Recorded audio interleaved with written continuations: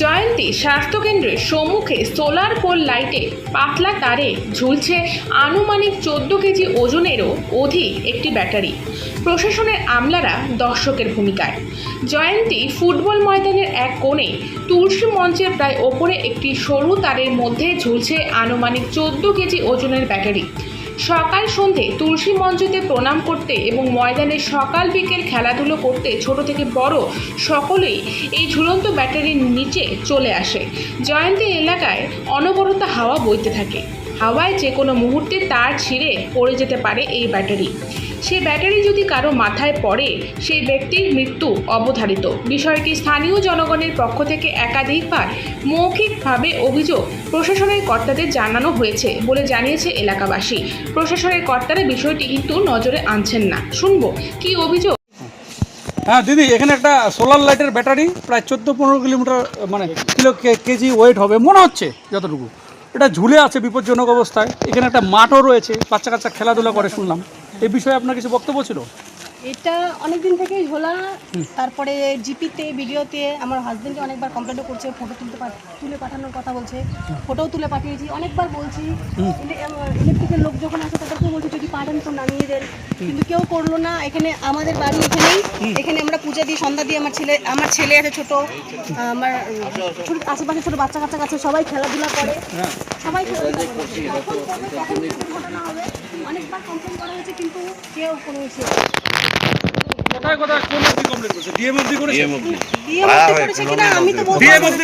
প্রধানের মাধ্যমে করা হয়েছিল। কমপ্লেন করা হয়েছে। আমি নিজে কাকে করেছেন? আমার হাজবেন্ড করেছে। কাকে করেছেন?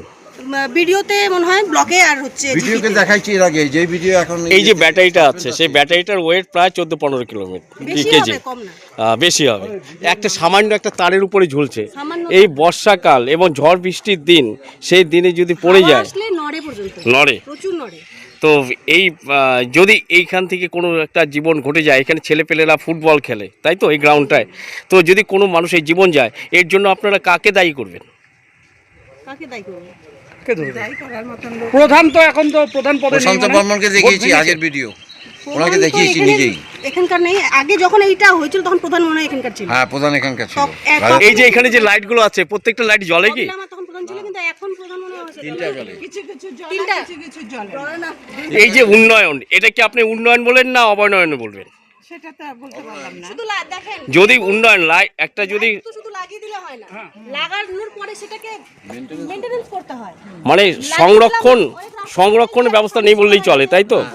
খালি তৈরি করে দিয়ে গেছে, লাগিয়ে দিয়ে গেছে। এটা তো সাব সেন্টার আছে। হ্যাঁ, সাব সেন্টার সামনে লাইটটা জ্বলে বন্ধ হয়। এই লাইটটা যেমন 5টা আছে কিন্তু 3টাই জ্বলে। তারপরে সবচেয়ে বড় কথা লাইট জ্বলার না, সাব সেন্টারের পরিষেবা কেমন পান?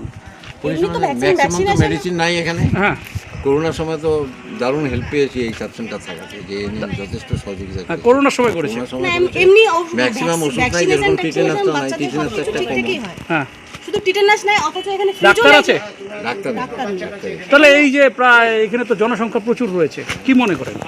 আমাদের এই যে বিপদ পড়লো আলিপুরদুয়ারে, আলিপুরদুয়ার তো প্রায় এখান থেকে হাসপাতাল তো মানে 35 কিলোমিটার, প্রায় 32-35 হ্যাঁ ওরকমই। হ্যাঁ, তার মধ্যে ওখানে পরিষেবা ঠিক মতন পাই না, হয়তো ডাক্তার থাকে না, ডাক্তারকে ইমার্জেন্সি কল করে আনানো হয়, হয়তো সময় মতন আসে না, তার জন্য পেশেন্ট সাফার হয়। তার মধ্যে 31 কিলোমিটার আমাদের যেতে হয়, জীবজন্তু রাস্তায় অ্যাটাক করতে পারে। হ্যাঁ, রাত্রে হলে তো খুবই অসুবিধা। এই জায়গাটার নাম জয়ন্তী, এই গ্রাউন্ড পাড়াটা জয়ন্তী বাজার। আমরা যে এই লাইট পোস্টটা দেখতে পাচ্ছি সেটা জয়ন্তী বাজারে আমরা একটা লাইট পোস্ট দেখতে পাচ্ছি, যে লাইট পোস্ট থেকে যে কোনো সময় যে কোনো মুহূর্তে নিরীহ মানুষের জীবন চলে যেতে পারে। যদি বাচ্চারা সকাল বা বিকালে যখন তারা শরীরচর্চা কিংবা খেলাধুলা করতে আসে তখনও এরকম ধরনের দুর্ঘটনা ঘটতে পারে তাই তো? তো এই যে প্রশাসনকে বারবার আপনারা জানাচ্ছেন কিন্তু প্রশাসনের পক্ষ থেকে কোনো রকম নজর দেওয়া হচ্ছে না এবং এটাকে কিভাবে মেরামত করা যায় সেই উদ্যোগও নিচ্ছে না। তো সেই অভিযোগই তো আপনারা করছেন নাকি? অনেকবার চেষ্টা করার পরে এখন সবাই চুপ করে বসে আছে। কোন দিন কি হবে সেটার কেউ। আমি বিডিও সাহেবকে জানিয়েছিলাম যখন প্রশান্ত বর্মন ছিল আমাদের কালচিনিতে, তখন উনি জয়ন্তীতে ছিল, ওনাকে আমি আগায় গিয়ে ওনাকে দেখিয়েছি, স্যার এই এইটা দেখিয়েছিলেন? হ্যাঁ, প্রশান্ত বর্মন ঠিক আছে, আমি ডিএমকে জানাবো, কিন্তু জানাই না। জানালে তো মেরামতি। উনি তো সর্বা ছিলেন শোনা যায়। হ্যাঁ, আর আমাদের বাচ্চা কাচ্চা সবসময় এই জায়গাটা সব সময় এই জায়গাতে যখন তখন একটা আচ্ছা ম্যাডাম, আপনার নাম? বাচ্চা কাচ্চা আমার নাম স্বাগতা কুর্মি। আপনার নাম? আপনি এখানে এই বাড়ি আপনার এটা আমার শ্বশুর বাড়ি। শ্বশুর বাড়ি। এইখানে আপনারা তো যখন আপনারা এই যে পূজা পাঠ সন্ধ্যা যখন দিতে আসেন তখন তো বিপদ হতে পারে। হতেই পারে, কখন বিপদ যে কখন হবে সেটা তো আর বলে আসে না।